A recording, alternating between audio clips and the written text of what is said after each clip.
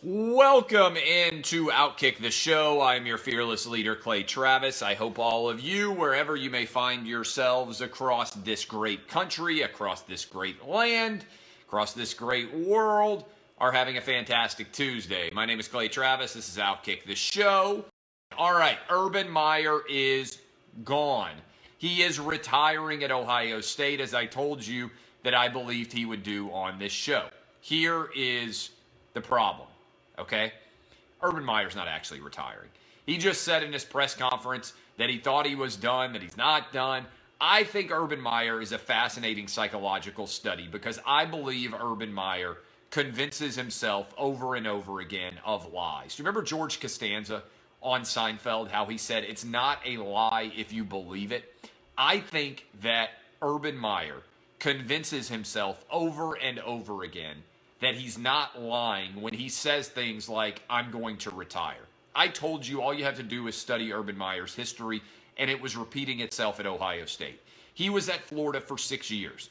As he finished at Florida, the Tim Tebow curtain that had covered up all of the awfulness that was going on with the Florida Gators suddenly got yanked open, and you could see all of the sordidness associated with the Florida Gator program. The arrests, the drug convictions, the domestic violence, maybe even the murders that were going on while Urban Meyer was the head coach at Florida. Urban Meyer was scared of his own locker room. Story that is amazing. I was told that when Will Muschamp took over as the Florida Gator head coach, he walked into a locker room that was an utter mess, and that Urban Meyer had told people, I don't even feel comfortable taking my own family in the Florida Gator locker room now. That's how bad it was when Urban Meyer left Florida. When Will Muschamp took over as Florida Gator coach, shortly thereafter, Urban Meyer takes over as Ohio State coach. Urban Meyer calls Will Muschamp to tell him, hey, I'm taking this job. Just wanted to give you a heads up that I'm taking the Ohio State job. And they have a conversation for a little while. And then Will Muschamp says to Urban Meyer, are you going to leave Ohio State when it gets bad there too? Direct quote, direct conversation between Urban Meyer and Will Muschamp. Will Muschamp, who went into Florida after Urban Meyer and tried to clean up the mess. That's why Will Muschamp made such a big deal in all of his public comments with the media about how much he enjoyed taking his family into the locker room. It was a direct shot at Urban Meyer, who many in the coaching profession believe is a downright liar.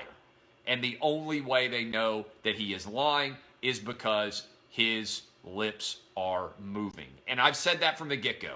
I think Urban Meyer is a great coach. I think he's a bad human being who is a congenital liar. And I think he convinces himself that it's not lies. And maybe that's somewhat useful in the way that he is able to get guys to buy into his system. Maybe he has to believe those lies in order to convince his players that they're capable of what he believes them to be capable of. But I think Urban Meyer is a congenital liar. I also think that he will be coaching again. So let's follow his track record. He goes to Florida for 6 years. When he arrives in the SEC in 2005, the SEC is still kind of a parochial regional conference. It hasn't yet risen to dominance that it will later attain. In 2007, I believe it is, 2006, he wins his first national title at Florida by beating Ohio State. Everybody from that point forward is rushing to try to catch up with what Urban Meyer has brought to bear in the SEC, the spread offense, everything else that has followed him. Shortly thereafter, Nick Saban in 2007 arrives in the SEC, and at first, Nick Saban is chasing Urban Meyer. In 2008, they go to the SEC championship. Nick Saban's second year, Urban Meyer beats him in the SEC championship game, and Urban Meyer and Florida go on to win a national championship by beating Oklahoma. The next year, Alabama and Florida meet in the SEC championship game again, and that year, Saban's third at Alabama, the tide rolls and makes Tim Tebow cry on the sideline. In the wake of that win, Urban Meyer is so utterly defeated that he's checked into the hospital and he says that he's near death. Later on, it turns out that he has acid reflux disease. Yeah, that really happened. So Urban Meyer says, I'm near death. I might have to retire. Tim Tebow is leaving. He initially says, I am going to retire. And then what happens? He comes back. He coaches another year. He goes on the road, 4-0, Florida Gator team, and gets his ass kicked by Nick Saban again, 31-6. And at that point in time, Urban Meyer's gone. What does he do? He retires from Florida, says he's done with coaching, says he needs to spend more time with his family, and immediately goes to work for ESPN. He's not very good on television, but he laments the status of college football, calls everybody else cheaters, and then when the Ohio State job opens, miraculously he is healed, his health is 100% better, and he goes back to coaching at Ohio State. He stays there 7 years. He basically brings an SEC style to the Big Ten, which at the time is a really bad conference. There aren't very many good teams around him. He is able to dominate. Slowly, the Big Ten starts to catch up with Urban Meyer, like the SEC caught up with Urban Meyer. And as that happens, Urban Meyer begins to have the same foundational issues at Ohio State that he had at Florida. Namely, he will do whatever it takes to win, and that ultimately means that the foundation around him will begin to crumble and collapse, and that's what happened at Ohio State. The Zach Smith off-the-field incidents arise. The defense begins to fall apart. 55 points given up to Iowa, 49 points given up to Purdue, 51 points given up to Maryland. 3 of the last 6 games that Ohio State plays on the road in the Big Ten, they give up 49 or more. Scott Frost is on the rise at Penn State. He's very fortunate to beat James Franklin. 2 straight years, barely survives. Penn State is on the rise. Michigan should be able to catch him, but can't quite because Jim Harbaugh chokes every time he gets to the end of the year and gets the Ohio State Buckeyes in his sights. But it's clear Michigan State, Mark D'Antonio, everybody is slowly encircling Urban Meyer, and his systemic advantage from bringing an SEC franchise basically to Ohio State is beginning to collapse. Urban Meyer's health suddenly turns into a major issue. The investigation surrounding Zach Smith, Urban Meyer says that his brain doesn't work that well anymore, that he can't remember anything, but you guys shouldn't be concerned because even though he can't remember anything, he's fine to coach football. On the sideline, as Ohio State plays poorly, Urban Meyer's physical condition deteriorates. He looks awful against Maryland. When they play well against Michigan, he looks perfectly fine. So Urban Meyer is drawing even more attention to his health. Today, he officially retired, and Ryan Day was named as the interim head coach. What I believe is going to happen is Urban Meyer will sit out for a year. He's only 54 years old. His kids are mostly grown now. Do you really believe that Urban Meyer is going to work in some sort of BS role in the Ohio State athletic department for the rest of his life? Do you really believe that Urban Meyer is never going to do anything of any substantial nature for the rest of his life? Of course not. He is going to go and end up, I believe, the next head coach at USC. Maybe I know Urban Meyer better than he does. He will sit out a year. There will be a ton of jobs that come open at the end of next year. Urban Meyer will create a bidding war, and somebody will give him $10 million to coach college football after next season. By sitting out and saying, oh, I might be done, he's setting the bidding war as high as it can possibly be. Every school is going to have to think, oh, we've got to convince him not to be retired anymore. And at the age of 55, which is still younger than Nick Saban was when he went to Alabama for the first time, Urban Meyer will take over his 3rd different program. I think he will go to USC because if you look at the different conferences, the SEC was weak when Urban Meyer went there. He was able to dominate early. The Big Ten was weak when Urban Meyer went there. He was able to dominate early. I believe that the Pac-12 is the weakest of the 5 major conferences right now. USC is clearly the best job in that entire conference. I believe that similarly, Florida is the best job in the SEC. I believe that Ohio State is the best job in the Big Ten, and I believe that USC is the best job in the Pac-12. Urban Meyer will sit around, analyze all of the landscape, and he will make the decision to go there and become the next USC head football coach. That's my prediction for where Urban Meyer will go. Everything is a stair step with Urban Meyer. He'll go there. He'll win at a high level. After 5 years, the program's foundation will start to collapse. he will say that his health has become an issue again, and he will step down like clockwork. That is what Urban Meyer does. Now, a couple of things additionally that I want to say about this. Over and over and over again, we have heard what about the Ohio State coaching staff? Greg Schiano is a star. Greg Schiano, everybody in America would be lucky to have Greg Schiano as a coach. Your boy here told you that wasn't true last year. Ohio State goes out and stinks it up on the defensive side of the ball. And if you pay attention, nobody is talking about Greg Schiano as a head coach at Ohio State. They let it be known when they named Ryan Day the interim. I think Ryan Day is going to run Greg Schiano out of Columbus, make him go find another job elsewhere. And nobody else is going to hire him. This makes people in the national media angry because they are triggered by my success. They are upset that I have risen to where I have by being right as often as I have been and by being fearless with all of my opinions. Greg Schiano is not a good coach. He is not a good hire. He has red flags of an enormous magnitude from what was said about him while he was an assistant coach at Penn State. Many assistant coaches at Penn State have never gone on to get any other jobs. Ohio State tried to say several things. First, they said, we vetted him. It's completely clear there's nothing to find here. The same way that they vetted Zach Smith, who had a litany of major issues in his past. There is a reason why nobody else has hired Greg Schiano, and that's because he's not a very good coach, and his resume is not that sound. And there's a reason why Ohio State fans now want Greg Schiano to be fired as a defensive coordinator at Ohio State. It's because he's consistently gotten roasted, and in fact, he is the reason why they haven't been in the playoff the last 2 years. They gave up 55 points to Iowa. Iowa doesn't usually score 55 points in a month. They gave up 49 points to 6-6 Purdue this year.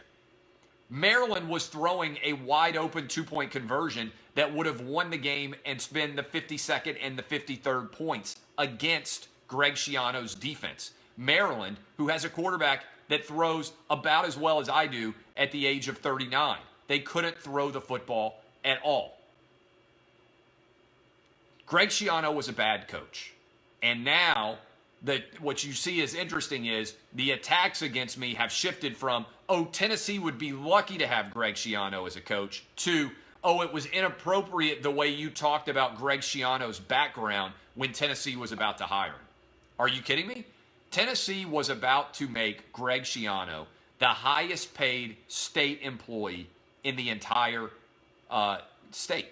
And you're telling me that I shouldn't be asking very basic questions about major stories involving criminal potential activity and testimony that was made under oath about Greg Schiano? He can deny it all he wants. He's never come out and really aggressively denied it that I've seen.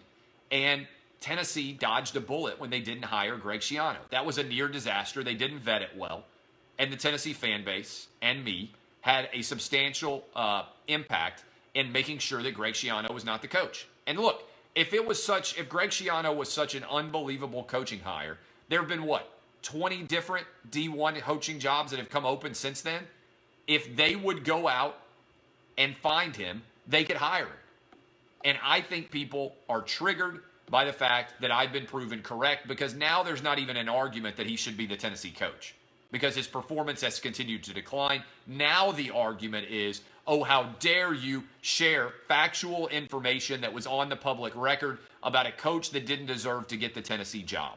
How dare you? That's literally the very foundational job of anybody who is in a position of prominence in the media. Share foundational information and make sure that whatever decisions are being made by people in positions of prominence, they are being held accountable for those decisions. It's an awful decision. And so that is the story of Greg Schiano.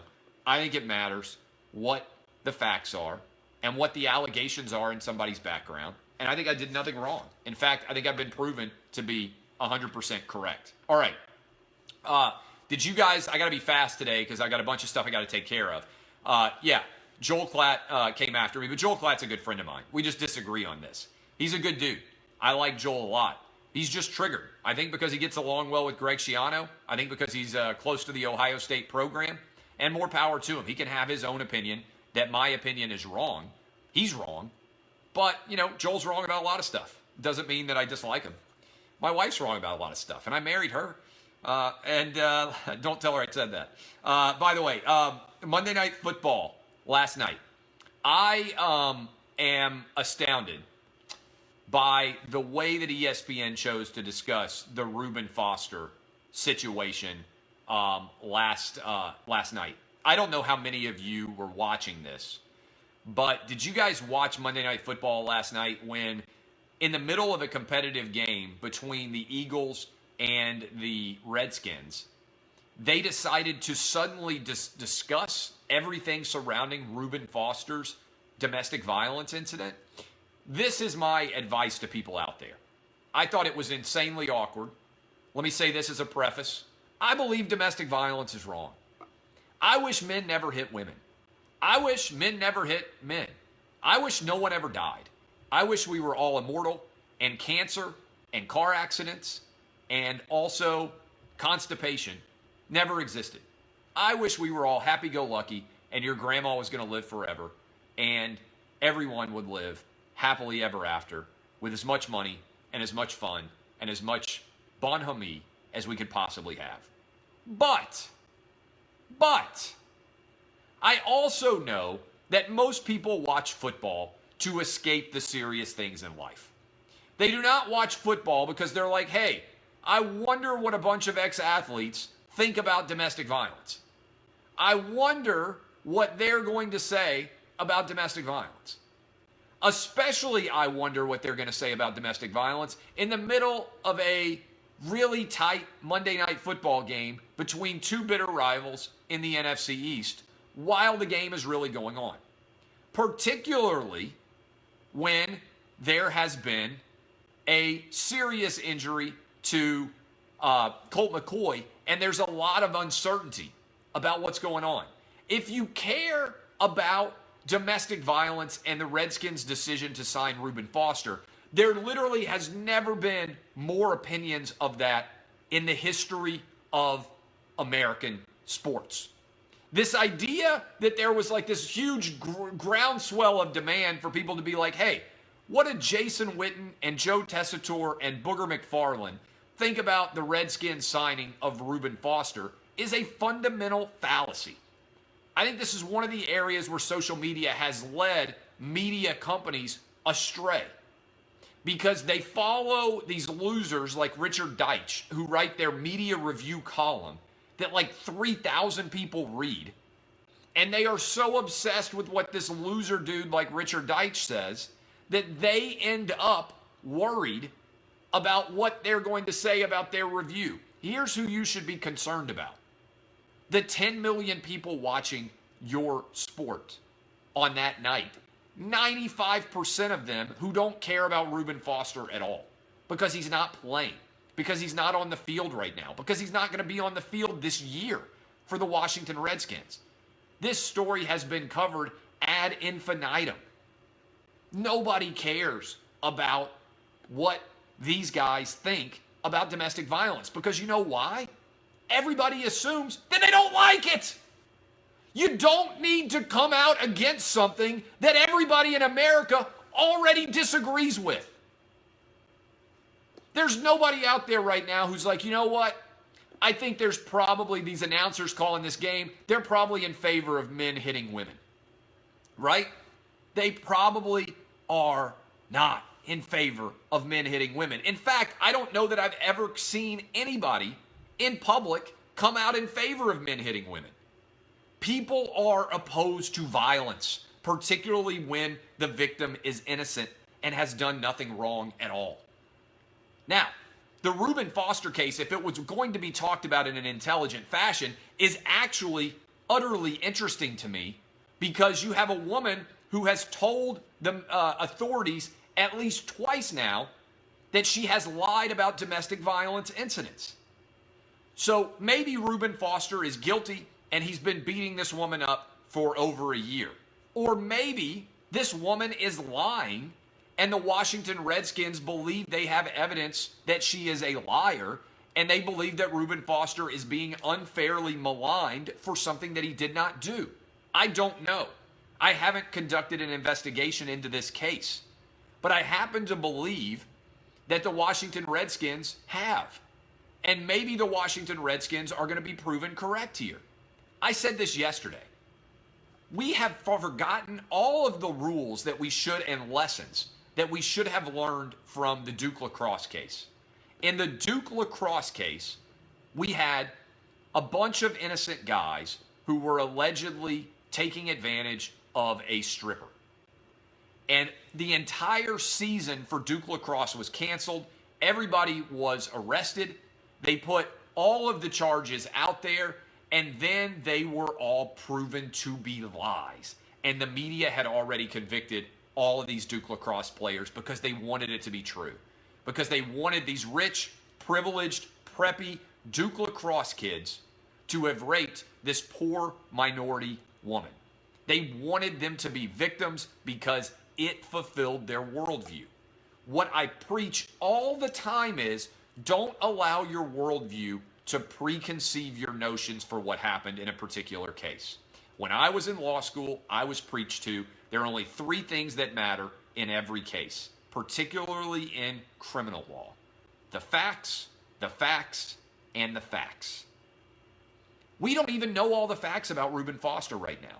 So while it's easy to climb up on a milk crate, a soapbox, and scream as loud as you can from the high heavens that you are outraged, sometimes outrage is not the best response. In fact, oftentimes it isn't. Most things in life today require nuance, analysis, and consideration by intelligent and reasonable people. Coming out against things that everybody already disagrees with is not in any way helpful. It isn't in any way brave. It isn't in any way intelligent. The way that ESPN handled that situation on Monday Night Football was wrong. It was awkward. It was misguided. And it was directed towards a tiny segment of the population that actually cared about what Jason Witten, Joe Tessitore, and Booger McFarland thought about Reuben Foster.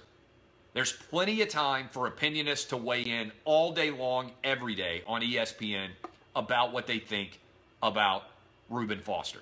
Those guys don't know more than you or me. They don't have any more evidence. And as a result, it ended up sounding artificial. That's particularly the case when Jason Witten endorsed and said he was okay with the signing of Greg Hardy when he played for the Dallas Cowboys.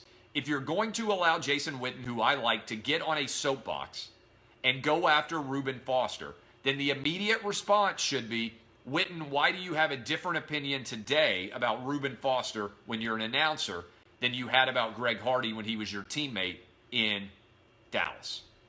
That's a tough road to hoe. Maybe the answer is because I was a player and I wasn't allowed to have my actual opinion then, but you need to distinguish why there was a difference between the two. Final thought that's going to blow your mind. The Redskins are desperate for a quarterback. There are no good quarterbacks out there at all. If you want to get everybody in the media off your back, Daniel Snyder, do you know what you should do? You should sign Colin Kaepernick today. You know, the number one way that Daniel Snyder, the owner of the Redskins, can go from social pariah to media darling, to the belle of the ball, to the NAACP Man of the Year, is to sign Colin Kaepernick. Bring him in to compete with the Sanchez, Mark Sanchez, and then you can sign Reuben Foster, and also, chess, not checkers, you can sign Kareem Hunt, and you can say you're doing it because with the Washington Redskins, you give everybody fresh beginnings, new starts. You judge them yourself. Turn on the brain, light it up. The way you become rich is by doing what other people won't, by doing what other people aren't brave enough to do. If Daniel Snyder wanted to throw the media into an absolute uproar, he's got 2 quarterbacks with broken legs in Alex Smith and now in Colt McCoy. He's got Mark Sanchez. There are 4 games left in this year. The best possible decision you could make, go sign Colin Kaepernick, make him come play for the Redskins, by the way. Can you imagine the irony there? And you will have thrown the liberal, left-wing, loser sports media into an absolute mess. They won't know how to respond. I love flipping people on their head and spinning them around on my finger like a basketball. It's what I do. Kisses. My name's Clay Travis. This has been OutKick the show. I will see you guys tomorrow. I'll also see you on Lock It In a little over a half hour. 3:30 Central, 4:30 Eastern, 2:30 Mountain, 1:30 Pacific. We're going to get you rich, kids. Hope you took the picks last night. Washington Redskins didn't cover. Philadelphia Eagles did, and the under hit. Good start to the week. Kisses. I'll see you guys. This has been OutKick the show. Love you. Thank you, Facebook.